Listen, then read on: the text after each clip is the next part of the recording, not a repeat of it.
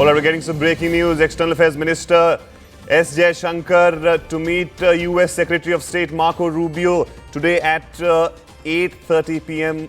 India Standard Time. So, India's External Affairs Minister, who's in United States, will be meeting his counterpart of United States, Marco Rubio.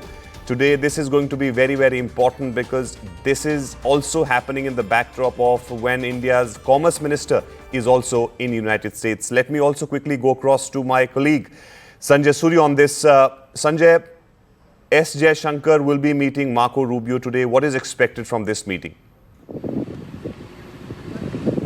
Well, it's rather interesting that the two ministers are going to be here in Washington through the day, and these are the two tracks that really are vital for India, but the two tracks have been proceeding at cross purposes. If you look at the political part of the relationship, there has been very strong support to it from Marco Rubio. He has spoken of India as one of the most important partners and relationships of the US for the 21st century. He has said that they are natural partners, that they are proceeding to work together. But that has been undercut by some other decisions from the US, particularly on the trade and tariff front. And not only on that, on tariffs, we've had no breakthrough. We've had a 50% tariff on India that has not gone away, despite warm words exchanged between President Trump and Prime Minister Modi. The US is sticking on to that. We've had the decision now on the H-1B visa. That's not what India would have liked to see. We have a decision on the Chabahar port. That's not what India would like to see. There are decisions that the US is taking that have become difficult for India, and these cannot be separated entirely from political relationships. And that really is what this meeting is expected to confront with a view to beginning to resolve. And Sanjay, since Commerce Minister Piyush Goyal is also in the United States, what is the sense that you're getting from the Trump administration there? Are they willing to really go with what India has been saying, that they will not compromise national interests? For them, farmers, youth are of very significant of importance.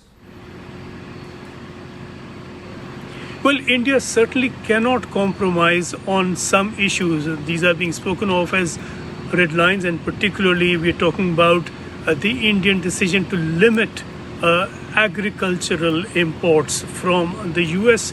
There have been demands from the US. Earlier it was dairy products. India has had a difficulty with that. And then Howard Lutnick, the US Commerce Secretary, has been complaining about India not buying enough corn, given the fact that a lot of the corn in the US is GM, genetically modified, that India has a problem with importing. Also, India grows plenty of corn of its own. So this now is a new demand from Howard Lutnick.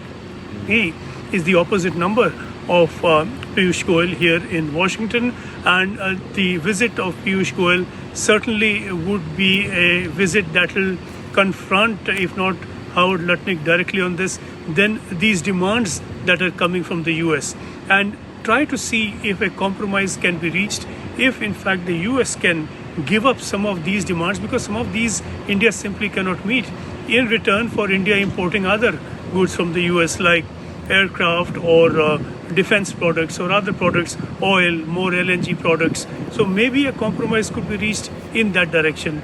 That certainly is what the leaders are expected to talk about through this meeting here in Washington. Well, that's right. Both United States and India have been very closely monitoring these developments emerging from the Washington.